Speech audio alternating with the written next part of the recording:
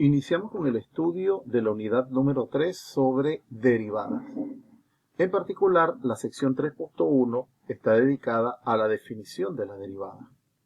Tratemos de explicar rápidamente en qué se basa este proceso matemático. Sea y igual f de x una función continua en un intervalo y. Consideremos un punto fijo a f de a. Si tomamos otro punto cualquiera p, x, f de x, podemos formar una recta secante que pasa por a y por p, la cual es secante a f. ¿Ok? Por eso la llamamos L sub s. Si x se aproxima hacia a, entonces la recta L sub s se aproxima a la recta L, que pasa por a y es tangente a f. Todo esto que está expresado acá, vamos a mostrarlo gráficamente y vamos a parafrasear lo que se dijo allí. Me hablan de una función, que es este arco que vemos acá, una función f que sea continua en un intervalo. Vamos a suponer que tenemos un intervalo acá sobre el eje horizontal. Además me están diciendo que fijemos un punto a f de a. Fíjate, para una componente a tenemos la imagen f de a, o sea que el punto está ubicado aquí. Y también me hablan del punto P, que es un punto genérico, un punto cualquiera. O sea, el punto P puede estar para acá arriba o puede estar para acá hacia la izquierda. Sin perder generalidad, vamos a suponer X aquí y vamos a buscar la imagen de F, que es F de X. Entonces fíjense que a partir de este punto y de este punto va a pasar una recta que va a cortar a la gráfica en dos lugares. Por eso la llamamos L sub S. Es la recta secante. ¿Qué es lo que nosotros queremos?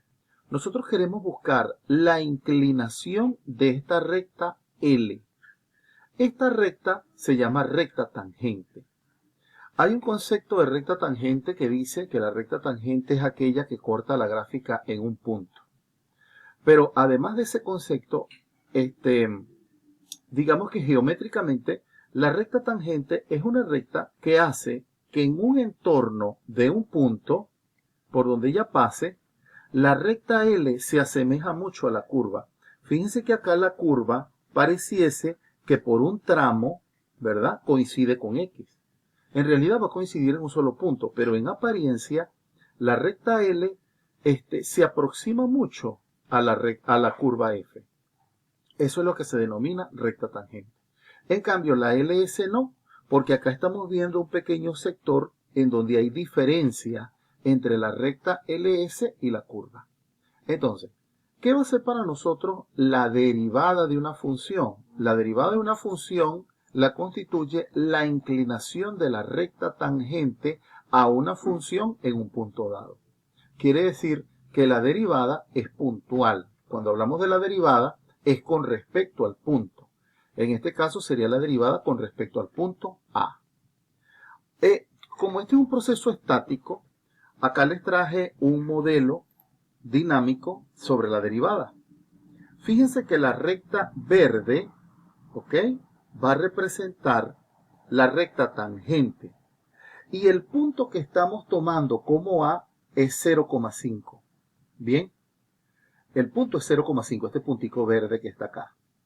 Sin embargo, la recta fucsia o rosada, como lo vean, ella es secante. Fíjense cómo ese punto amarillo al principio es lejano, pero él se va acercando.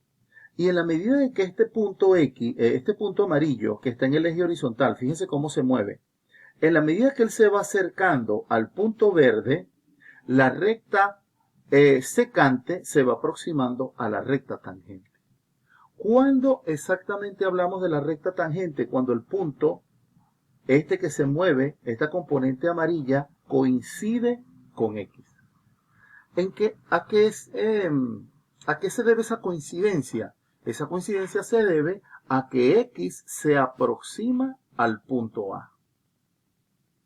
Entonces, dicho esto, vamos a darle la interpretación algebraica porque queremos llegar a una fórmula. Ahora, esa recta LS, que vamos a verla nuevamente, fíjate que ella tiene como componentes horizontales la pendiente de ella, ¿verdad? Si yo quiero ver por los puntos donde ella pasa, son los puntos A, F de A y X, F de X. Entonces, ¿cuál es la definición que tenemos nosotros bien clara, formal, sobre la pendiente? La pendiente representa I sub 2 menos I sub 1 sobre X2 menos X1. Entonces, para nosotros, I sub 2 sería F de X, I sub 1 es F de A, X sub 2 sería X y X sub 1 sería A. Por ese sentido, M sub S va a ser para nosotros la pendiente de la secante, o sea, la pendiente asociada a la recta secante. ¿Y cómo está definida? F de X menos F de A sobre X menos A. De lo anterior, ¿qué es lo que tenemos? Esta define la inclinación de la recta secante, pero nosotros queremos la inclinación de la recta tangente. Entonces, para nosotros la MT va a ser el límite cuando X se aproxima a de la pendiente de la secante. ¿Por qué? Porque como lo vemos acá en el modelo dinámico, ¿quién se está aproximando? Fíjense que este puntito amarillo está recorriendo todo el intervalo. Y cuando él se acerca hacia el punto verde 0,5, cuando ese X tiende hacia el 0,5, la inclinación de la recta rosada tiende a la inclinación de la recta verde. Eso es lo que queremos mostrar acá. Por lo tanto, dicho matemáticamente, sería la pendiente de la recta tangente va a ser igual al límite cuando X se aproxima hacia A de la pendiente de la secante. Si sustituimos esta expresión, en este límite sería que la pendiente de la tangente es el límite cuando X tiende a A de F de X menos F de A sobre X menos A. Esto en matemática es lo que se llama el cociente incremental. ¿Ok? Ahora bien, con esta fórmula uno puede trabajar perfectamente para el cálculo de la pendiente de la recta tangente, pero no es, digamos, una forma muy práctica. ¿Ok? Entonces vamos a recurrir a un cambio de variable. Fíjense, esta última ecuación representa la pendiente de la recta tangente en AF de A. Pero si llamamos delta X, este triangulito es la letra delta mayúscula del alfabeto griego. Entonces sería delta X igual a X menos A. En ciencia, nosotros hablamos de este operador delta para referirnos a variación, cuando algo varía de un instante inicial a un instante final. Entonces se coloca este símbolo. Es decir, si delta X será la distancia de X menos A, ¿verdad? Entonces X sería A más delta X. O sea, simplemente haciendo un despeje. Entonces, si X tiende a A, fíjate que X y A, si vamos a la figura anterior nuevamente, X menos A sería la distancia que hay entre A y X. Entonces, si yo digo X tiende a A, es equivalente a decir que la distancia que los separa va tendiendo a cero. Esa es la idea. Entonces, es lo que estamos diciendo acá. Si X se aproxima a A, entonces delta X tiende a cero. Haciendo esta consideración, ¿qué ocurre? Entonces, en lugar de colocar X, vamos a colocar A más delta X. Aquí colocaríamos A más delta X. Y aquí colocaríamos delta X. Entonces, para un punto A cualquiera, tendríamos F de A más delta X menos F de A sobre delta X. Pero nosotros no vamos a trabajar en base a un punto A, sino en base a un punto cualquiera. Por eso, la fórmula se convierte en esta que está acá. Con esta explicación hasta aquí hemos hecho la demostración de la definición del límite, la cual vamos a enunciar a continuación. Entonces, ya hemos llegado a una herramienta para trabajar. Sea f una función continua en un intervalo i, la derivada de f, denotada por f', como un apóstrofe, una comilla aquí arriba, ¿verdad? Representa la inclinación de la recta tangente a f en un punto x, f de x. Y está dada por f' de x, el límite cuando delta x tiende a 0, de f de x más delta x menos f de x sobre delta x. Si el límite existe. O sea, Fíjense que hasta la unidad anterior, nosotros cuando desarrollamos los casos de límite, decíamos que habían límites en donde podíamos salvar la indeterminación y habían otros límites que eran infinitos, en donde no se podía salvar la indeterminación. También veíamos que habían límites unilaterales y el límite completo existía cuando los unilaterales existían y coincidían. Entonces, pueden haber algunos casos especiales en donde la derivada no exista. Obviamente, nosotros vamos a circunscribirnos a casos en donde la derivada exista, ¿ok? Pero es importante hacer esa acotación, que no siempre este límite existe. Quiere decir que no toda función que sea continua en un intervalo va a tener derivada en ese intervalo. Bien, ahora vamos a dedicar el resto de la clase a estudiar diferentes casos de manera inductiva, es decir, del más sencillo hasta el más complejo. Lo primero, vamos a tomar acá una función lineal. Fíjense que me dicen, en cada caso hallar la derivada de las siguientes funciones por definición. Quiere decir, ¿dónde está nuestra definición? Esta es. ¿No? ¿Qué significa f de x más delta x? Fíjense que cuando vimos las operaciones con funciones, ya para ustedes esta expresión es familiar. Muchos de ustedes me preguntaban ejercicios de este tipo. Profe, ¿qué es eso de f de x más h menos f de x sobre h? Era precisamente para que se acostumbraran, se adecuaran a este procedimiento que venía a continuación. Entonces, ¿qué es f de x más delta x? Bueno, precisamente sustituir la x por este nuevo argumento.